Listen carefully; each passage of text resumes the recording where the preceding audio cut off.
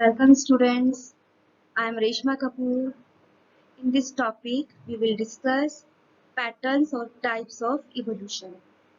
Students, ये एक important topic है जिसमें नेट के सेक्शन बी में 2 या 3 क्वेश्चंस आ जाते हैं और छोटा सा है। चलिए जल्दी से इसको हम डिस्कस कर लेते हैं, समझ लेते हैं। अगर हम इवोल्यूशन को देखें तो इवोल्यूशन को हम बहुत ही सिंपली डिफाइन कर सकते हैं, डिसेंट विथ मॉडिफिकेशन। टेक्निकल अगर हम इसकी डेफिनेशन को पढ़ते हैं तो evolution is genetic changes in population of organisms through time that lead to differences among them.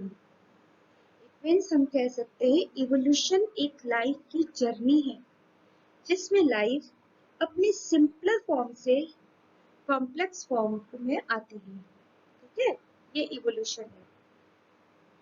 Evolution help us to understand the history of life. Patterns of evolution और types of evolution देखें, important है, इस पर question बन जाते हैं। तो 5 main types है इवोल्यूशन के: convergent, divergent, parallel, coevolution and retrogressive evolution. Retrogressive evolution students, evolution की परिभाषा में हमने क्या देखा कि लाइफ की जर्नी, इवोल्यूशन एक जर्नी है जिसमें लाइफ अपने सिंपलर फॉर्म से कॉम्प्लेक्स फॉर्म में आती है। मतलब कि इवोल्यूशन का मेन टास्क क्या है? एक कॉम्प्लेक्सिटी को अचीव करना।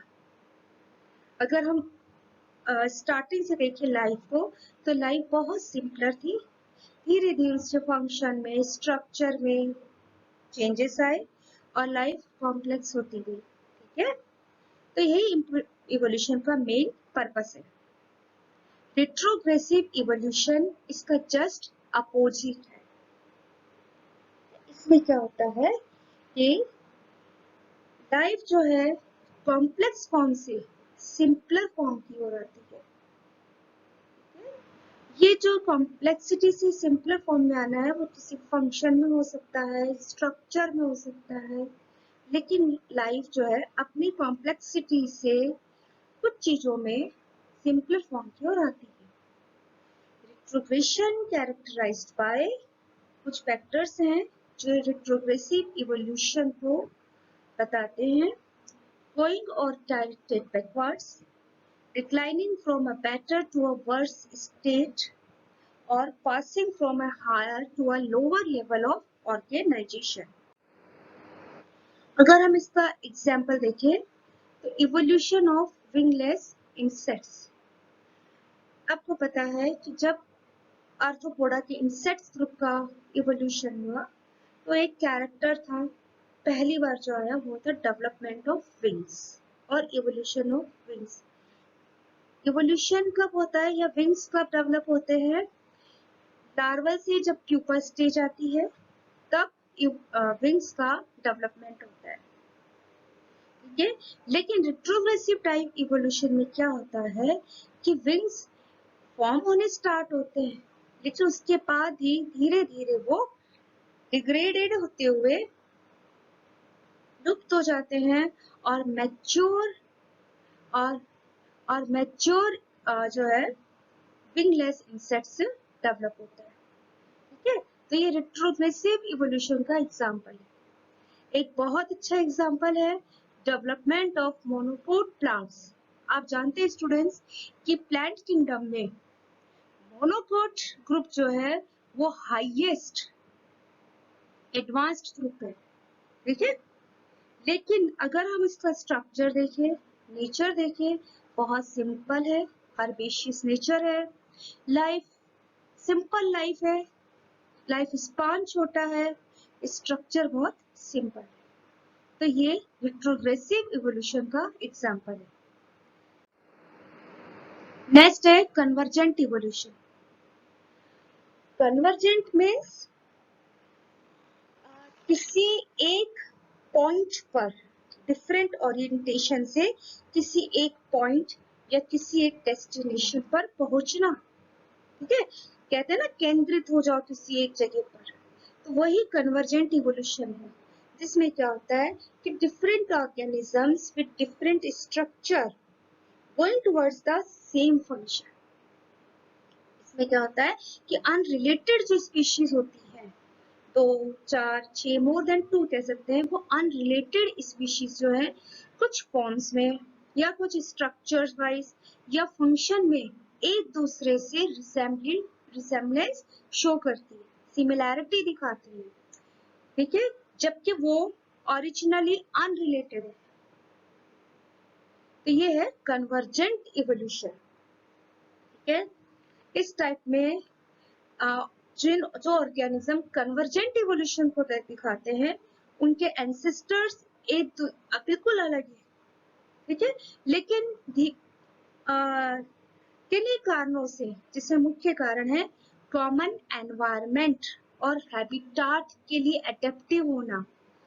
तो उस एडेप्टेशन के लिए ऑर्गेनिजम्स जो बेसिकली अनरिलेटेड है वो आपस में उस एनवायरनमेंट में एडेप्टेशन के लिए आपस में स्ट्रक्चरली और फंक्शनली सिमिलैरिटीज शो करने लगती है, ठीक है। बेसिकली कन्वर्जेंट इवोल्यूशन बताता है कि किस तरह से unrelated species same biological trait को प्रदर्शित करती है। अगर हम इसका एग्जांपल देखें, यहाँ देखिए डायग्राम में यहाँ 2 फिगर दे रखे हैं जिसमें 2 डिफरेंट फाइलेटिक लाइंस है, ठीक है। एक फाइलेटिक लाइंस का अगर डिसेंडेंट है वो ए से दिखा रखा है और दूसरी लाइन बी से। डिफरेंट फाइलेटिक लाइन है, ठीक है, इनके एंसेस्टर्स अलग है, लेकिन देखिए कहीं जाकर ए और बी जो ओरिजिनली अलग ग्रुप से निकले हैं कुछ चीजों में, कुछ फैक्टर्स में सिमिलैरिटीज दिखा रहे हैं, जिसको हमने कलर से दिया है ब्लू कलर से, कि ये आपस में कन्वर्जेंट इवोल्यूशन को शो कर रहे हैं, एक दूसरे से समानता दिखा रहे हैं। अगर हम इसका एग्जांपल देखें तो streamline shape of shark and dolphin best example है। आप जानते हैं कि जो शार्क है वो फिश ग्रुप में आती है एंड डॉल्फिन मैमल्स में आती है, ठीक है, बट दोनों की अगर शेप बॉडी वो देखें तो स्ट्रीम्ड लाइन है। क्यों स्ट्रीम लाइन है? क्योंकि दोनों की लाइफ वाटर, कॉमन एनवायरनमेंट और हैबिटाट में, तो उस एनवायरनमेंट के लिए एडेप्टिव होने के लिए क्या शेप चाहिए, इंपॉर्टेंट है स्ट्रीम्ड लाइन बॉडी, ठीक है।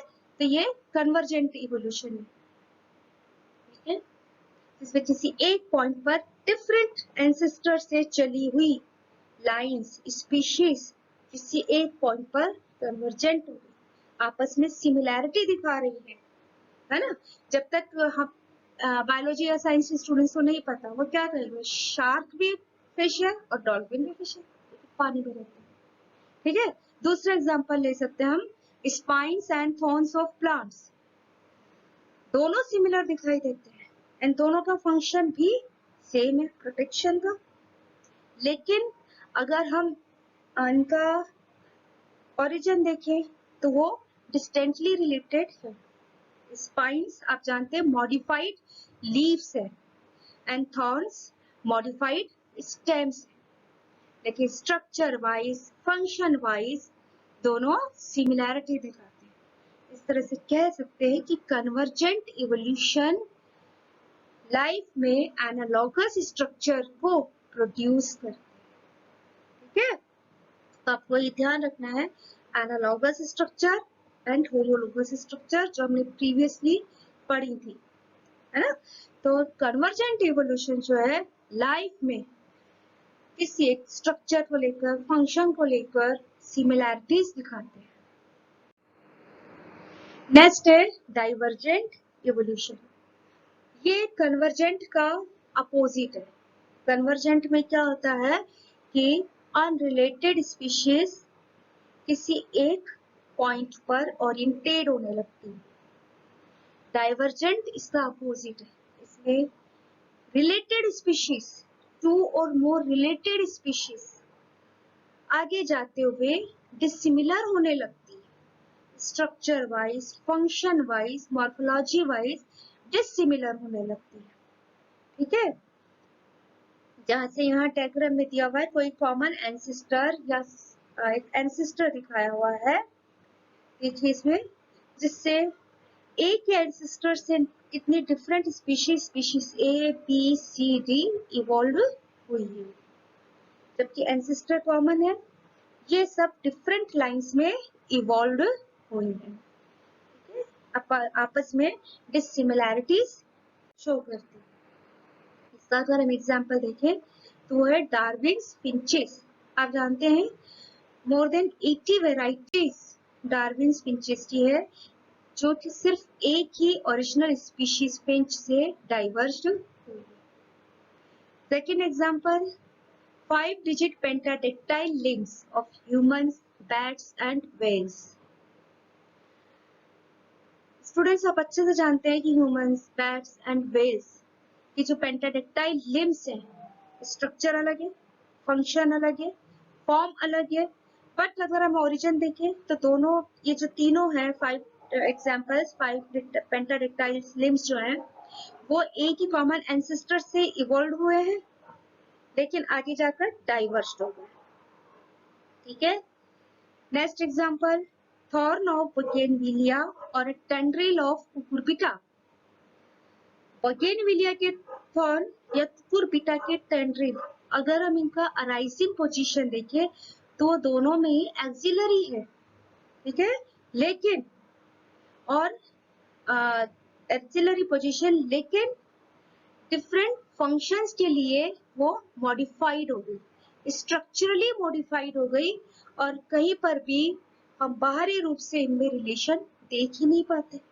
थॉर्न जहां प्रोटेक्शन का काम करते हैं, वही टेंड्रिल्स जो है क्लाइंबिंग में हेल्प करते हैं, और इनकी फॉर्म्स एंड स्ट्रक्चर भी डिफरेंट है, लेकिन इनका जो है इवोल्यूशन या सेम ही पैटर्न में चला है। ठीक है, तो इस तरह से जो डाइवर्ज इवोल्यूशन होता है वो लाइफ में होमोलोगस स्ट्रक्चर्स को प्रोड्यूस करता है। ठीक है, convergent analogous structures and divergent homologous structures को प्रोड्यूस करता है। नेक्स्ट है पैरेलल इवोल्यूशन। इस टाइप में क्या होता है कि दो लाइंस जो कहीं एक कॉमन एंसेस्टर से रिलेटेड है बट सेपरेट है, वो स्ट्रॉन्ग सिलेक्शन के कारण, स्ट्रॉन्ग नेचुरल सिलेक्शन प्रेशर के कारण किस स्ट्रक्चर वाइज या फंक्शन वाइज या फॉर्म वाइज सिमिलैरिटीज दिखा देती है, सेम इवोल्यूशनरी पाथ को शो कर देती है। जैसे यहाँ एक डायग्राम से दिया हुआ है, दो डिफरेंट लीनियर्स दिखाए हुए ब्लू कलर से, वो एक अलग जो है अनरिलेटेड और सेपरेट, अनरिलेटेड तो नहीं कह सकते बट सेपरेट इवोल्यूशनरी लीनियज है। ठीक है, कहीं ना कहीं जाकर उनका कॉमन एंसेस्टर सेम है, लेकिन फिर भी वो आपस में अनरिलेटेड है, लेकिन कुछ कैरेक्टर्स में वो सिमिलैरिटीज तो शो कर रहे हैं। ठीक है, जिसको हमने ब्लू कलर से दिखाया है। एग्जाम्पल इससे समझिए कि development of vessels in gnetales and dicot plants. आप अच्छे से जानते हैं स्टूडेंट, निटेल्स जो है जिम्नोस्पर्म प्लांट ग्रुप में आता है, जबकि डाइकोट जो है एंजियोस्पर्म प्लांट ग्रुप में आता है, और दोनों में कई चीजों में लेकर बहुत डिसिमिलैरिटीज है, दोनों ही डिफरेंट लाइंस में है। ठीक है, लेकिन कहीं ना कहीं रिलेटेड है, तो वो पैरेलल किसी एक कैरेक्टर को लेकर, वो कैरेक्टर है डेवलपमेंट ऑफ वेसल्स। तो निटेल्स और डाइकोट प्लांट्स पैरेलल इवोल्यूशन को दिखा रहे हैं। नेक्स्ट है को इवोल्यूशन। को इवोल्यूशन में क्या होता है, को मीन साथ। ठीक है, इस टाइप में दो या दो से ज्यादा स्पीशीज एक दूसरे के इवोल्यूशन को रेसिप्रोकली इन्फ्लुएंस करती है। ठीक है, मेनली इसका जो रीजन है वो ये होता है कि जब डिफरेंट स्पीशीज एक क्लोज इकोलॉजिकल इंटरेक्शंस में होती हैं तो उसके एडेप्टेशन के लिए एक स्पीशीज में अगर उसकी मॉर्फोलॉजी में कोई इवोल्यूशन होता है, चेंजेस होता है, तो उस पर निर्भर दूसरी लाइफ में भी इवोल्यूशन हो जाता है। मान लीजिए किसी प्लांट की मॉर्फोलॉजी में कोई चेंज हुआ तो ये इवोल्यूशन, ये चेंज उस प्लांट पर डिपेंडेंट हर्बीवर्स की मॉर्फोलॉजी में भी चेंज को इन्फ्लुएंस कर देगा। ये है को इवोल्यूशन, ठीक है, जिसमें टू और more species, unrelated species reciprocally influences each other's evolution, right? इसके एग्जांपल्स हम ले सकते हैं plants and their pollinators, relationship of predator and their prey, competitive species और mutualistic species, ये co-evolution है। होपफुली स्टूडेंट आपको टाइप्स और पैटर्न्स ऑफ इवोल्यूशन जो है वो समझ आए होंगे, अच्छे से आपने समझा होगा। अगर आपको ये वीडियो अच्छा लगा है तो प्लीज इसको लाइक करें, चैनल को सब्सक्राइब और शेयर करना ना भूलें। Thank you.